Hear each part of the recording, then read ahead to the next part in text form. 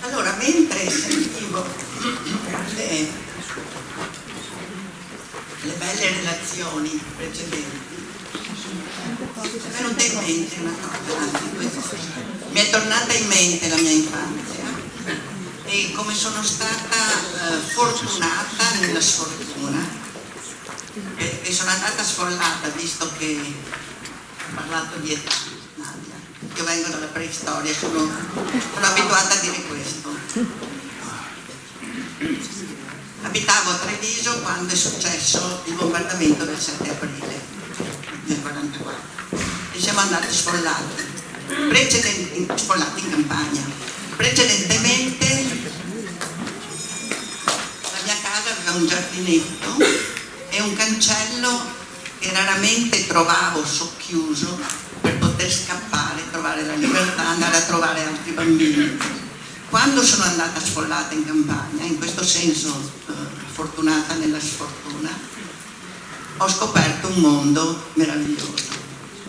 Tutte le cose che ha detto Farnello le ho fatte. Mi chiamavano Cinzia Saltafossi. Per lungo. Tutte le esperienze possibili e immaginabili. Ho scoperto un mondo, non avevo recinti, non avevo cancelli e veramente ho riassaporato le esperienze della mia infanzia. E poi ho pensato che invece vi avrei proposto una relazione che non aveva più il fascino della natura, una relazione che vi implicherà a livello cognitivo di più. E mi sono sentita un po' stonata, però ho detto forse va fatta anche questa. Allora, già il titolo la dice lunga rispetto al cambio di registro. La comprensione profonda a partire dalla scuola dell'infanzia, nessun punto interrogativo. Maestra natura e l'osservazione riflessiva.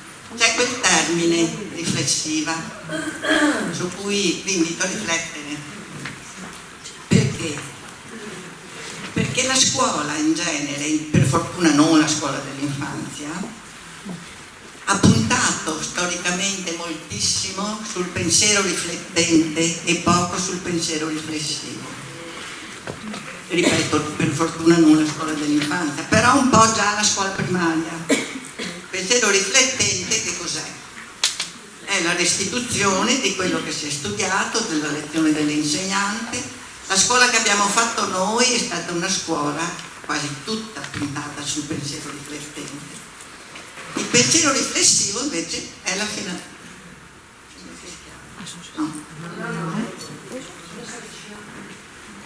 Il pensiero riflessivo invece è il filo rosso che attraversa tutte le indicazioni ed è la finalità della scuola oggi. Perché? Perché qualcuno ha parlato, il professore Farnello ha parlato di tecnologie. Oggi, se vogliamo, con un clic noi abbiamo la risposta esatta in tempo reale. La scuola deve insegnare a pensare. Allora, come facciamo a far scaturire la comprensione profonda da tutte le attività che abbiamo sentito nominare? Sono partita da dei testi che ho scoperto di Wiggins che parlano di fare la progettazione a ritroso. Che cosa vuol dire? Vedo da qualche feedback che conoscete. Praticamente si dice che il mito di poter far scaturire le competenze d'emblée dalle conoscenze veramente non funziona. Bisogna pensare a quale competenza si vuole far accedere ai bambini che abbiamo e da questa competenza a ritroso chiederci che tipo di conoscenze sono indispensabili, che tipo di esperienze sono indispensabili per poter arrivare effettivamente a realizzare le competenze. e non invece solo un cumulo di conoscenze. Noi sappiamo per esempio che i bambini, i ragazzini di 14 anni che vengono sottoposti ai test PISA, che cosa offrono? Offrono un sacco di conoscenze che hanno metabolizzato, ma non hanno schemi di mobilitazione delle conoscenze per poter utilizzare queste conoscenze che hanno per risolvere le situazioni problematiche. Allora cosa servono queste conoscenze? Sono come un pavimento piatto che rimane immobile. Allora mi ha fulminato Wilkins quando ha offerto questa opportunità e mi ha fulminato quando ha sottolineato che la prima competenza è la comprensione profonda e duratura. E quali sono le condizioni per la comprensione profonda e duratura? Se una conoscenza, un'abilità non diventa lettura e comprensione della realtà, e qui recuperiamo quello che abbiamo sentito in tutta la mattinata, difficilmente si trasforma in significativa o flessibile o in comprensione profonda. Al contrario, è molto probabile che rimanga astratta, disincarnata. Disincarnata significa... Cosa significa disincarnata? Che non è passata attraverso il corpo, l'esperienza scolastica, fine a se stessa, così da non portare alcun arricchimento alla vita dello studente o a chi la possiede. E qui recuperiamo un pensiero di Legrenzi che dice che a 3 anni i giochi sono fatti. Pensate un po'. Legrenzi dice che la capacità di differire le gratificazioni è un interessante contributo che la scuola può dare all'educazione genitoriale. Perché i genitori oggi anticipano i desideri dei bambini, non differiscono. Può portare a sottolineare, può portare ad evidenziare come effettivamente i bambini piccoli possiedono già una capacità di ragionamento di base che gli psicologi chiamano pensiero puro, vale a dire la capacità di ragionare indipendentemente da quello che si sa. Quante volte quando lasciamo che i bambini si esprimano ci stupiamo, ci lasciamo spiazzare perché ci rendiamo conto, ma da dove viene questa cosa? Come è fatto a fare questa correlazione? E adesso sotto ho recuperato 2 righe delle indicazioni. Nella relazione educativa gli insegnanti svolgono una funzione di mediazione, è venuta fuori parecchie volte questa cosa, e di facilitazione, e nel fare propria la ricerca dei bambini li aiutano a pensare e a riflettere meglio, sollecitandoli e poi dicono a fare anche ipotesi. Ed ecco qua quello che diceva il professor Farnè, che invece gli insegnanti parlano troppo loro, fanno poco la funzione di mediazione e di facilitazione. Allora, educare e comprendere cosa significa? È l'abilità di pensare e di agire con flessibilità usando ciò che si conosce. Si chiede agli allievi non solo di conoscere, ma di pensare con ciò che conoscono. Ecco l'enfasi che ho messo sul pensiero riflessivo prima. Alcune conoscenze, infatti, diventano inerti perché non vengono comprese.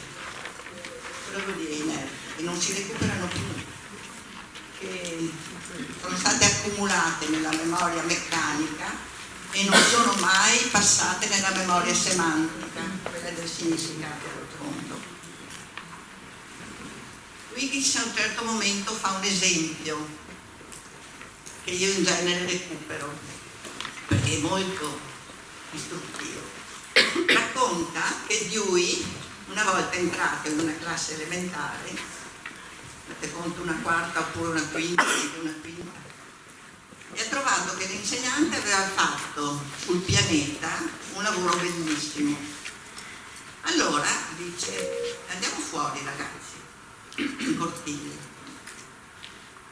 Non hanno veramente scavato, avranno scavato un po', ma a un certo momento ha detto: se adesso continuassimo a scavare e a scavare e a scavare e non fermarci mai, scavare per giorni e giorni e giorni, alla fin fine cosa troveremmo? I ragazzini tutti ammutoliti, l'insegnante in imbarazzo che dice: ma professore, lei ha sbagliato domanda, doveva chiedere cosa c'è al centro della terra. Fusione eruttiva. Lui dice: sì, la risposta esatta la conoscono, ma non hanno capito. Quindi sapere che la scuola delle risposte esatte è la scuola che abbiamo fatto noi, è una scuola che oggi è poco funzionale. Ricordatevi le prove Invalsi cosa hanno verificato quest'anno. I ragazzini difficilmente capiscono il senso di quello che leggono, il senso.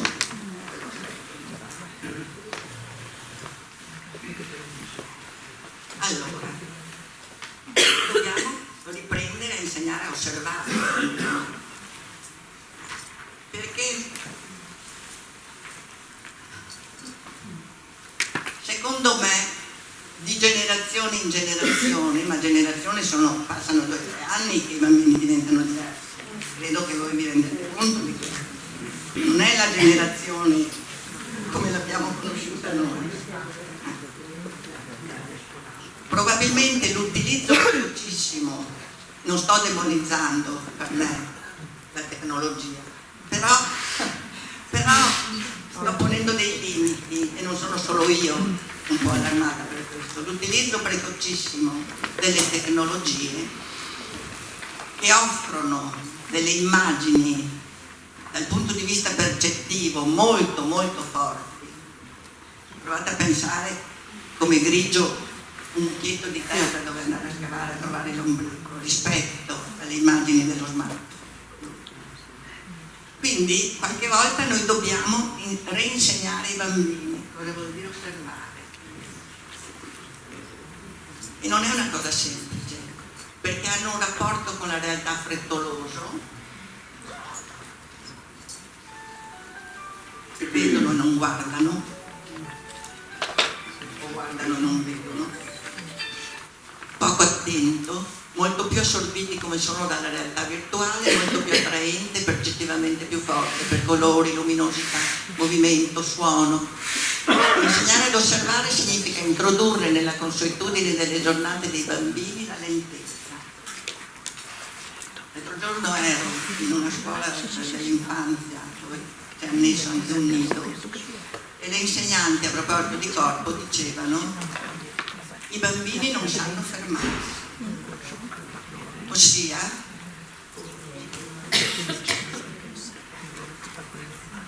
e sono sempre, quando non sono presi da attività che gli interessano, sono nello spazio libero, sono sempre sfrenati. La lentezza, la lente di ingrandimento, la concentrazione, facendo leva sulla curiosità. È venuta fuori tante volte questa cosa della curiosità. Ricordiamoci che una delle motivazioni intrinseche che ha sottolineato Brunner insieme al desiderio di competenza. Cosa vuol dire motivazione intrinseca? Che è autogratificante. E il bambino è talmente curioso che nel momento in cui arriva la soddisfazione della sua curiosità non ha bisogno né di voti positivi né di voti negativi né di una pacca sulla spalla né di gratificazioni del tipo bravo o non bravo. È contento già, come per il desiderio di competenza. Quando il bambino impara a camminare o impara ad andare in bicicletta, ha bisogno di essere gratificato dall'adulto.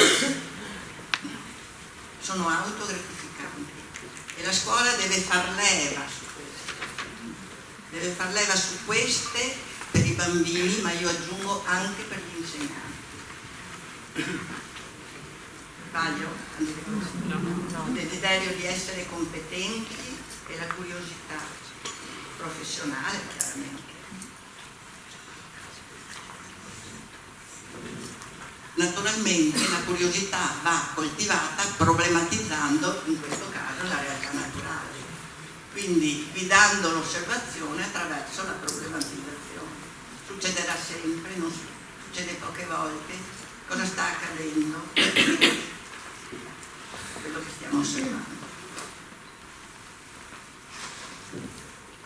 Mi viene in mente che sto intervenendo su quello che voi avete appena sentito come molto, molto bello, la gioia di stare in mezzo alla natura, la gioia di muoversi, il corpo in movimento, eccetera, con qualcosa di cognitivo.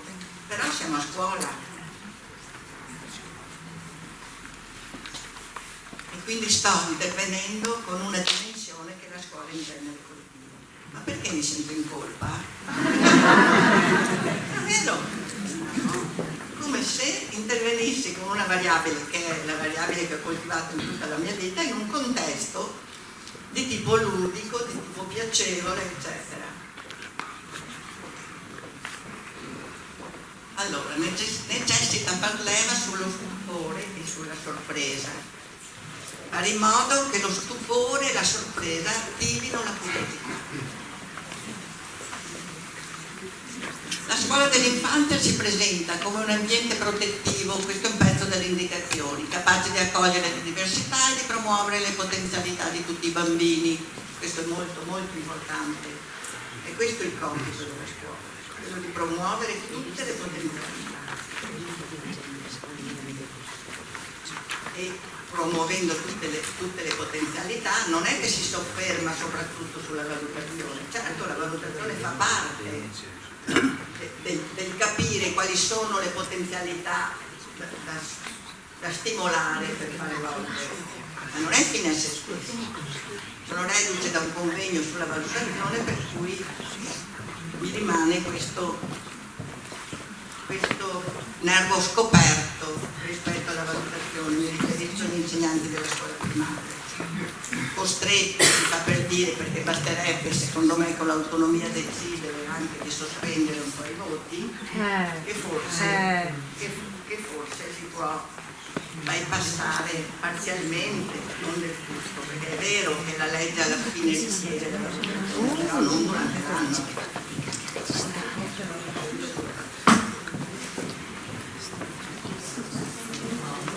Sentite poco? Sì, si sente poco. No, oppure lo devo tenere più vicino. Prego. Così. Va bene. Pronto? Sì. Allora, sì. Non è. Abbiamo sentito stamattina parlare di azione e di esplorazione, perché l'apprendimento avviene attraverso queste due modalità, il contatto con gli oggetti, la natura, l'arte, il territorio, in una dimensione ludica da intenderci come forma tipica di relazione e conoscenza. Una certa idea di competenza. Vi invito a rileggere nelle indicazioni l'idea della competenza. Acquisire competenze significa giocare. Come mai all'interno della scuola dell'infanzia si chiede come competenza l'imparare a giocare? Non sanno più giocare i nostri bambini.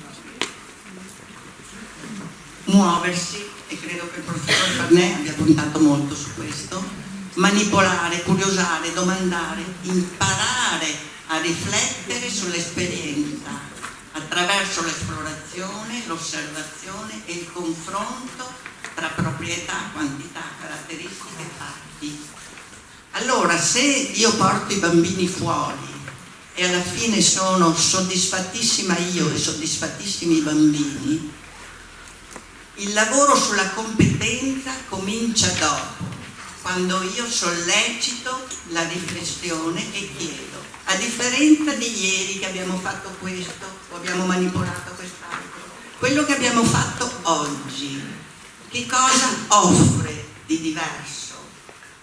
Quindi la riflessione sulle esperienze che sono fatte e il confronto sono importantissimi per arrivare a dire mi sto avvicinando alla competenza, altrimenti posso dire i bambini sono stati molto soddisfatti, gli insegnanti anche, l'ambiente circostante è stato investigato, si sono arrampicati sui tronchi d'albero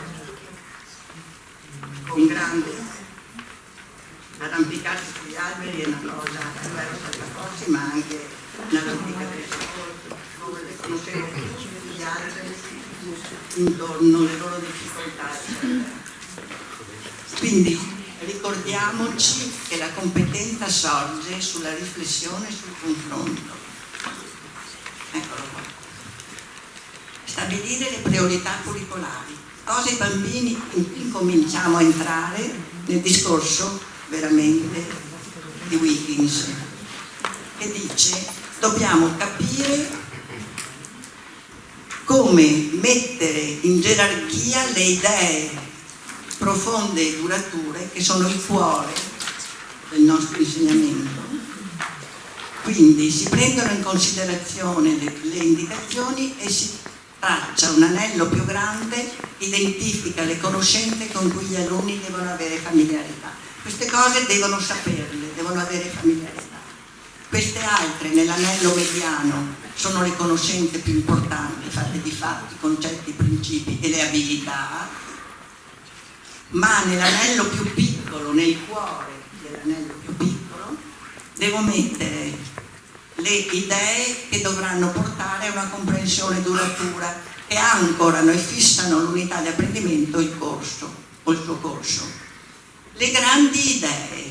Allora, attraverso questo discorso dell'esplorazione della natura circostante, qual è la grande idea su cui io fisserò l'attenzione per dire questa idea è così importante che dovrà costituire una comprensione profonda e duratura nel tempo?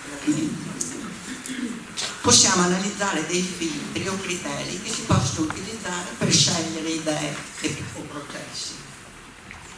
Quali sono le domande essenziali? E Wiggins dice, se le risposte che troviamo nei libri di testo o negli insegnamenti degli insegnanti sono delle risposte già codificate, ma a quali domande hanno risposto queste risposte? Scusate il gioco di parole. Allora dobbiamo individuare queste domande essenziali. Questo tipo di domande è molto diverso da quelle che normalmente facciamo per controllare le conoscenze fattuali, per guidare gli allievi verso le risposte esatte. Allora, prima di inoltrarci nei meandri della mente per cercare quale può essere la domanda essenziale da cui scaturisce la ricerca che condurremo con i bambini, io vi sollecito un'attenzione su quelle che sono le derive sociali collettive che stanno correndo il rischio di sommergerci tutti senza che ce ne rendiamo conto e rispetto alle quali dobbiamo intervenire per aggiustare il tiro, se lo riesco a dire, per correggere queste derive sociali. E dentro a queste derive sociali noi troveremo, secondo me, ma ognuna di voi è all'interno del proprio gruppo di riferimento, che può essere il gruppo degli insegnanti del plesso, può essere un gruppo di insegnanti di sezione o di intersezione, il collegio dei docenti, trovare il modo per intervenire dal punto di vista educativo. Qual è una parola fondamentale che scaturisce da questo e che coinvolge il discorso della natura? Indifferenza diffusa, che possiamo anche chiamare non curata. Stiamo verificando o no che stiamo andando verso la deriva di essere completamente indifferenti nei confronti di ciò che accade. Stiamo attenti, perché manca poco che veniamo sommersi, non siamo nemmeno più in grado di accorgerci che veniamo sommersi dall'indifferenza, tanto stiamo diventando tutti indifferenti. Mancanza di ascolto, mancanza della categoria dell'alterità, dell'altro, la difficoltà a sentire empatia. L'altro ieri ero con una riunione di genitori e stavamo parlando un po' di queste derive e ho chiesto: ma voi insegnate mai ai vostri bambini a sentire compassione? Come pensate che mi abbiano guardato? Come se fosse una pena. Io loro ho detto, io ricordo ancora le parole di mia madre che nei tempi difficili in cui eravamo sfollati e subito dopo il dopoguerra ci insegnava, ma soprattutto a me, perché i miei fratelli erano grandi, io ero la più piccola, a sentire empatia e compassione per chi stava peggio di noi. Perché oggi non si fa più? Perdita del legame sociale, chiaramente non può che essere una conseguenza dell'indifferenza del resto, narcisismo dilagante, tornacontismo esasperante. 20 anni e più di neoliberismo ci hanno reso talmente individualisti e tornacontisti, tanto da portarci a un deficit di etica pubblica incontenibile. Non sappiamo più qual è il bene comune. La politica è la ricerca solo del consenso facile e le scelte per il bene comune non si vedono. Proviamo a pensare nel 1962, quando il governo di allora ha varato la scuola media unica, che è stata una tappa estremamente importante per la realizzazione della nostra Repubblica Democratica e per la Costituzione. Se avesse, il governo di allora, se avesse ascoltato o voluto accontentare il consenso di quei contadini e quegli operai che non volevano mandare a scuola i propri figli fino ai 14 anni perché dicevano deve venire nei campi a lavorare con me, non avremmo avuto quella svolta fondamentale che è stata l'istituzione della scuola media unica. Quindi la nostra democrazia in questo momento storico sta soffrendo molto, perché ciò che viene fatto a tutti i livelli è la ricerca del consenso populistico e non fanno neanche più la fatica di chiedersi ma quale sarebbe invece la soluzione per il bene comune, disabituati che il bene comune non è la somma dei beni individuali, si costruisce, si copre, imparando tutti a rinunciare a qualcosa.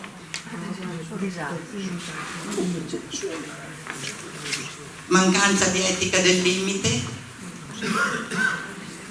basta vedere la difficoltà che fanno i genitori ad assumere il no e dare le regole ai loro bambini, delegano la scuola.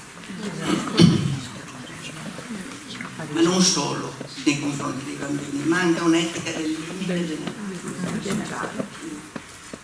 Quando abbiamo sentito, parlavamo prima con Giancarlo, quello che sta succedendo nei confronti della Segre, credo che tutti ci siamo detti ma non è possibile, ma dove stiamo arrivando? Manca l'etica. Non abbiamo più uno scatto mentale che ci dica no, questo non è possibile. Abbiamo sdoganato il peggio. Deficit di etica pubblica, l'ho detto, non mi posso soffermare, vuoto interiore, non si mette in contatto la mente con il cuore. La crisi economica ci ha dato un po' una scossa e qualcosa sta emergendo. Parlo solo di qualche valore elevato, la sobrietà. Ci siamo resi conto che possiamo anche fare a meno del superfluo. Non tutti, però e si parla di ecologia profonda. Si parla di recupero del pianeta e della natura contro i rischi e il pericolo del riscaldamento globale e la devastazione dell'ambiente. Si parla di etica della cura. Vi dice qualcosa questa parola? Per contrastare la perdita del legame sociale, e si parla di sperequazioni tra uomini e donne. Allora, a proposito di etica della cura, e ci stiamo avvicinando a una parola importante che io personalmente ho enucleato, ma voi potete trovarne altre chiaramente. La prima che ha parlato di etica della cura, quindi ha cercato di sollevare la parola cura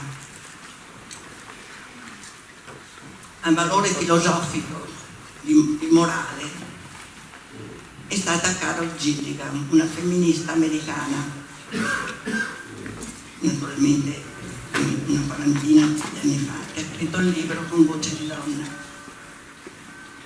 L'etica della cura è l'etica femminile intrisa di relazionalità, contrapposta a quella maschile che poggia sulla giustizia astratta e sulla comprensione dei diritti e delle norme. Abbiamo però la necessità di coniugare le due etiche. Sapete che il termine coniugare deriva dal paradigma della complessità e ci chiede di coniugare le logiche anche quando sembrano contrapposte. Giancarlo prima parlava di Edgar Morin. Tutta la complessità è il pensiero soggiacente al testo delle indicazioni. Il paradigma della complessità ha soppiantato in parte quello della linearità, che obbediva alla logica binaria, o vero o falso, o giusto o sbagliato, o bianco o nero. La complessità ci invita invece a coniugare le logiche contrapposte. Per esempio, all'interno dell'intercultura ci dice di coniugare il valore freddo del diritto, che parla di uguaglianza, col valore caldo dell'appartenenza e dell'identità, che parla di differenza. Coniugare uguaglianza e differenza è un'operazione mentale che un po' alla volta noi abbiamo anche imparato a fare, senza magari chiamarla un'operazione della complessità. Ma se ci avessero chiesto 15 anni fa di farlo, avremmo detto, no, mettetevi d'accordo, o questo o questo. I bambini che abbiamo a scuola noi oggi abiteranno ancora di più la complessità. Quindi dobbiamo essere noi ad imparare prima di tutto a coniugare le logiche che sembrano contrapposte. Per esempio, la logica dell'etica della cura con la logica astratta e farla diventare universale. Quindi solo così l'etica della cura si sgancia dalla sfera privata e tende verso una nuova forma di universalità. Vi starete chiedendo dove sta andando a parare. Ma forse l'avete già capito. Hans Jonas, che è un filosofo successivo alla Gilligan, che ha scritto Il principio responsabilità, un'etica per la civiltà tecnologica, dice: se temo per la vulnerabilità di un oggetto o di un soggetto, io entro in apprensione, da ciò scaturisce la cura e la responsabilità. E poi articola così: cura di sé, cura degli altri e cura dell'ambiente, di tutta la biosfera. Nel testo delle indicazioni per il primo ciclo, anche in quello per la scuola dell'infanzia, ma si parla di più di rispetto di sé, degli altri e dell'ambiente. Qui si dice proprio cura di sé, cura degli altri e cura dell'ambiente. Allora, proviamo ad entrare meglio dentro. La cura dell'ambiente.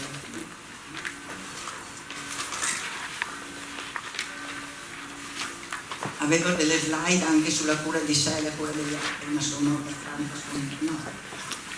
Avrei fatto un discorso troppo. A proposito, quanto tempo è?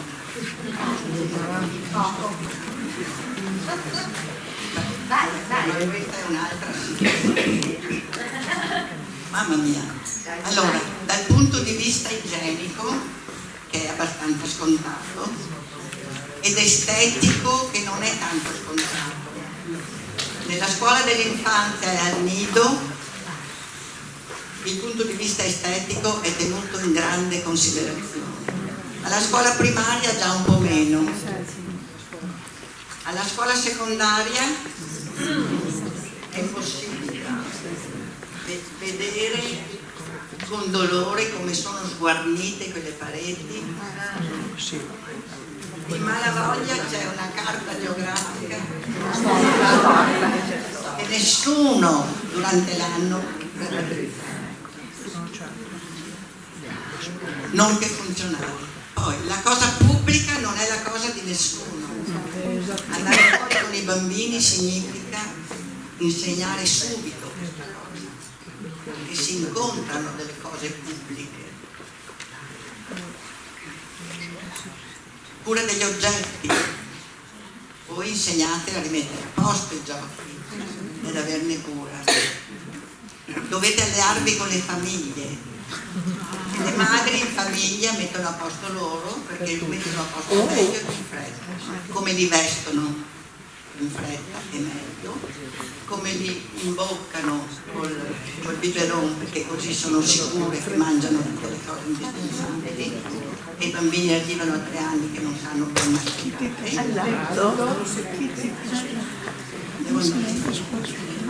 Le risorse sono esaurite, soprattutto quelle vitali: acqua, aria pulita, energia. La cura per il pianeta e tutta la biosfera. Per fortuna è arrivata Greta che ha spianato un po' la strada. Subito etichettata da giornali malevoli come la Gretina.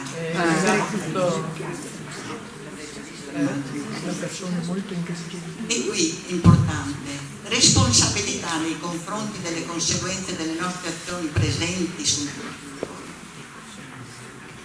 Quindi l'etica della responsabilità di Weber è quella che dice che dobbiamo assumere la responsabilità nei confronti delle conseguenze delle nostre azioni, non solo delle intenzioni, come diceva l'etica religiosa. Questo è importante. Allora, nei confronti del futuro noi dobbiamo assumere e insegnare ad assumere la responsabilità nei confronti delle azioni presenti o non azioni presenti che si riverbereranno nel futuro e nello spazio del pianeta. Quindi da un futuro probabile in assenza di cura, vale a dire la rovina del pianeta e anche probabilmente del genere umano, a un futuro auspicabile però in presenza di cura. Credo che si capisca fino in fondo quanto è importante la cura. La grande idea, mi sto avviando alla fine perché se non finisco in poco tempo, la grande idea può essere raffigurata anche come idea perno, sempre Wittgenstein di questo. Potrebbe essere il termine natura. Dentro la natura c'è la vita, c'è la nascita, la crescita, la maturazione, l'importanza dell'acqua per la natura e la cura. Quali contenuti da insegnare rappresentano un nucleo centrale delle attività, al punto che senza il possesso di tale nucleo non sarebbe possibile praticare la competenza stessa? E questa è l'ultima slide. Vi sollecito a fare questo. Ogni scuola dell'infanzia a livello verticale, anche con la primaria, cerchi di evidenziare all'interno di esperienze di contatto con la natura quali possono essere le grandi idee che meritano una comprensione profonda e curativa. Bellissimo.